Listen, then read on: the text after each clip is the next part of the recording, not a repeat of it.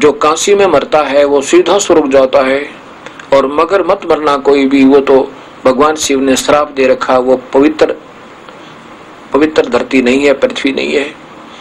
और कबीर साहब कहा करते, सत भक्ति करने वाला शास्त्र अनुकूल साधन कहीं भी प्राण त्याग दो, चाहे वो स्वर्ग, चाहे वो बनारस में या चाहे मगर में या कहीं पर भी उसका शरीर पूरा हो जाए, वो अपने यथा स्थान पर जाएगा जहां की उसने भक्ति की है। इस भ्रम को तोड़ने के लिए कबीर साहब कहते हैं कि मैं मगर में प्राण त्यागूंगा। वैसे तो वो मालिक थे, प्राण क्या त्यागना था, पर लीला की।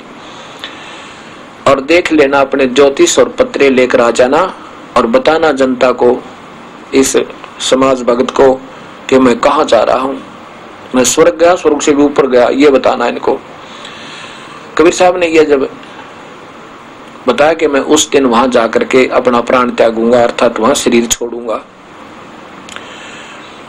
इस बात को देखने के लिए देखेंगे कि स्वर्ग जाएगा या कहां जाएगा, ज्योतिषी भी, विद्वान पुरुष भी, भक्त आत्मा भी, और राजा वीर सिंह देव बघेल भी वहां पर चल पड़ा। कबीर साहब ने प्रस्थान किया, 3 दिन में वहां पहुंचे, मगहर पहुंच गए। और साथ में ये भी उद्देश्य था वीरदेव सिंह बघेल और हिंदुओं का कि कबीर साहब वहां मगहर में प्राण त्यागेंगे, वो मुसलमानों का क्षेत्र है, वहां पर बिजली खां पठान एक वहां के नवाब, मुसलमान नवाब हैं, वो भी कबीर साहब के शिष्य हो चुके थे। अब ये सोचकर कि हम वहां से अब महाराज जी के शव को लेकर आएंगे और बनारस में काशी में आकर इनका अंतिम संस्कार करेंगे हिंदू रीति थे, कहीं मुसलमान ना रख ले, इसलिए सेना भी साथ लेकर चल पड़ा।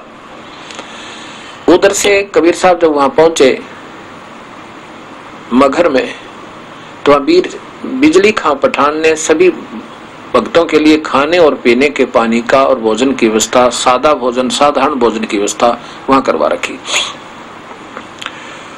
और उधर से उन मुसलमानों के मन में भी यह आया कि कबीर साहब यहाँ शरीर छोड़ेंगे तो हम यही अंतिम संस्कार करेंगे, हिंदुओं को नहीं ले जाने देंगे। ये सोचकर बिजली खां पठान ने भी अपनी सेना तैयार कर ली। उधर से वीरदेव सिंह बघेल सेना लेकर आए हुआ था, और लाखों की संख्या में, हजारों की संख्या में और भी दर्शक आए हुए थे। कबीर साहब ने कहा कि मैं बहते पानी में स्नान करूंगा, दरिया में। बिजली खां पठान जो कि मगहर का नवाब था, उसने कहा कि परवरदिगार, यहाँ एक आमी नदी बह रही है, आमी नदी है, सूखी पड़ी है, और भगवान शिव ने श्राप दे रखा, इसमें जल नहीं है, और आसपास कोई नहर ऐसी नहीं है जिसमें बहता पानी हो, और नीचे का पानी भी बहुत खराब है, पीने के लिए पानी भी बाहर से मंगवाया है, परवरदिगार बहता पानी नहीं है, आपके स्नान के लिए बहुत पवित्र स्वच्छ जल ला रखा है, आप उसमें स्नान कर लीजिए। कबीर साहब ने कहा कि वो सूखी नदी कहाँ है, वो आमी नदी? कहने लगे जी साथ में बगल में है, वहां से सारी 2 किले अर्थात 400-500 फुट पर है। उस समय ऐसे झाड़ झूड़ वृक्ष बहुत उगे हुए थे उसके चारों तरफ। वहां जाकर कबीर साहब को खड़ा कर दिया, और कबीर साहब वहां खड़े हुए, और सामने बहुत से व्यक्ति भी वहां खड़े हैं, दर्शक। कबीर साहब ने ऐसे इशारा किया जैसे ट्रैफिक का सिपाही करता है, यातायात वाला सिपाही ऐसे कर देता तो सभी गाड़ियां भाग लेती हैं, ऐसे जैसे रेड लाइट ऑफ होगी हो। कबीर साहब ने ऐसे किया, ऐसे तो काफी दूरी पर जैसे धमाका सा हुआ, जैसे कोई स्रोत सा पानी का फूटा, और कुछ ही अक्षणों में, कुछ ही मिनटों में वो नदी दरिया भरकर चल पड़ी और पूरा पानी भर गया। निर्मल जल का सब नायर, जय बोली बंदी छोड़ की, बोलो कबीर साहेब की जय। वो आमी नदी पूरे निर्मल जल तक भरकर चल पड़ी। वो शिव जी का श्राप भी खत्म कर दिया। कबीर साहब तीनों तापों का भी विनाश कर सकते हैं, ये ब्रह्मा विष्णु महेश और श्री राम आदि नहीं कर सकते। जैसे भगवान विष्णु को श्राप दिया था नारद जी ने कि जैसे मैं दुखी हुआ आज अपनी पत्नी के वियोग में, तो भी आप भी एक सारी आयु ऐसे ही पत्नी वियोग में बिताएगा, और वो ज्यों का त्यों हुआ। अर्थात कबीर साहब गरीबदास जी कहते हैं, तुम कौन राम का जब तेजापम अर्थात कटे न तीनों तापम। दुर्वासा जी ने श्राप दे दिया, यादव कुल का विनाश होगा, सारे 56 करोड़ यादव आपस में लड़ झगड़ कर विनाश को प्राप्त हुए और भगवान श्री कृष्ण जी के पैर में भी तीर लग कर विनाश उनकी मृत्यु हुई। वो अपने भी 3 ताप को श्राप को नहीं टाल सके। अब कबीर साहब ने कहा भी एक चादर नीचे बिछाओ और एक ऊपर ओढ़ूंगा, 2 चादर ला दो। नीचे एक चादर बिछा दी, ऊपर सुगंधित छोटे छोटे 3-3, 4-4 इंच 6-6 इंच फूल बिछा दिए नीचे का सुगंधित। गुरुदेव ऊपर लेटेंगे। अब देखा कबीर साहब ने कि भाई ये सेना किस लिए लाए हो, वीरदेव सिंह बघेल और बिजली खां, ये सेना किस लिए लाए हो। अब वो दोनों नरेश तो नवाब और वो बिजली खां पठान और वीरदेव सिंह बघेल कांसी नरेश नीची गर्दन करके बोले नहीं।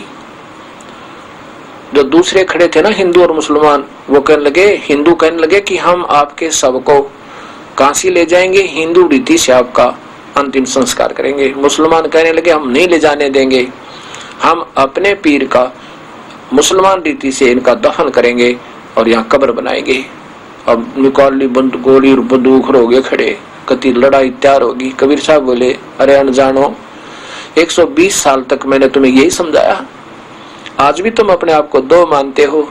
नादान, तुम एक पिता की संतान, एक हमारा तुम्हारा कुल मालिक और मैं ही वो कबीर परमेश्वर हूं, और आज भी तुम नारे नारे बनकर लड़ रहे हो।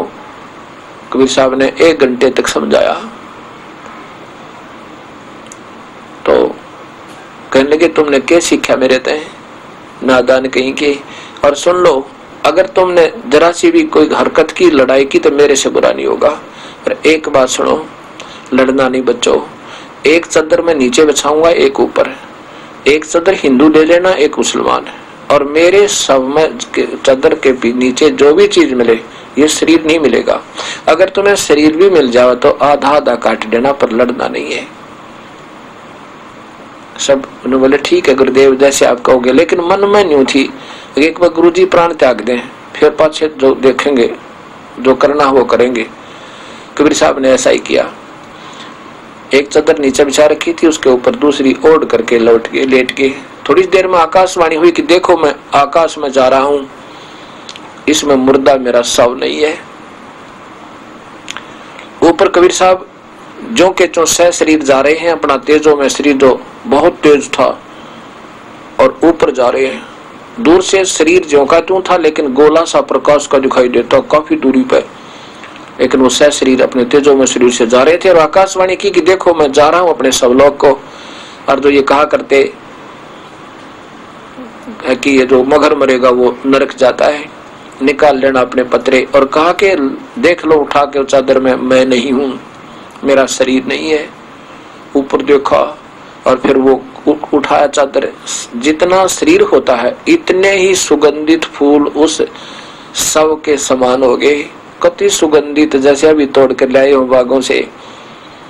अब वीर सिंह देव बघेल काशी नरेश और बिजली हिंदू और बिजली खां पठान मगर नरेश मुसलमान एक दूसरे से सीने का लग गए, ऐसे रोए जैसे बच्चे की मां मर जाती है। और कहते हैं वीर सिंह, हम समझ नहीं पाए अपने भगवान को, हम तो पाप आत्मा नीच थे भाई। हम देखो उनके सामने भी हम 2 बने रहे, उनके सामने हम मरने और लड़ने को तैयार हो गए। सभी हिंदू और मुसलमान आपस में जैसे भाई होया करें, ऐसे प्यार से आंखों में आंसू भर के अपने गुरुदेव के प्रति अपनी श्रद्धा व्यक्त कर रहे हैं। और फिर वीरदेव उसने बिजली खां पठान ने कहा कि भाई ऐसे कर लो। उसने 500 बीघा जमीन तो हिंदुओं को दे दी वहीं पर मगर में, और 500 मुसलमानों को अपने स्टेट में ही, और कहा कि आप नारे एक चादर तुम ले लो, गुरुदेव का आदेश है, और एक तुम ले लो। आधे आधे फूल ले लिए, आधे आधे फूल और एक एक चादर लेके आपस में ज्यादा से ज्यादा उन दोनों यादगारों का 50, 60 या 100 फुट तक का डिफरेंस है, अंतर है, वही बना रखा है। नीचे फूल दबाए और चादर रख दी, और फिर उसकी यादगार बना रखी है कि ये ऐतिहासिक और धार्मिक यहाँ सत्य कथा हुई है, और ये जो कि तुम ऐतिहासिक स्थल बना हुआ सदा याद रहे। आज दोनों वहां बने हुए ये दास 2-3 बार देख रहा है। उसमें से कुछ फूल और लेकर हिंदू वहां ले आए, कहा कबीर चौरा बना दिया काशी में, अब वहां भी कुछ फूल डाल के और वहां पर भी एक कबीर चौरा बना रखा है। भाव ये है कहने का कि ये कबीर परमेश्वर थे, ये सहशरीर आए थे और सहशरीर वापस चले गए थे। ये पूर्ण परमात्मा है, अनंत कोटि ब्रह्मांड के मालिक हैं। बोलो सतगुरुदेव के जय।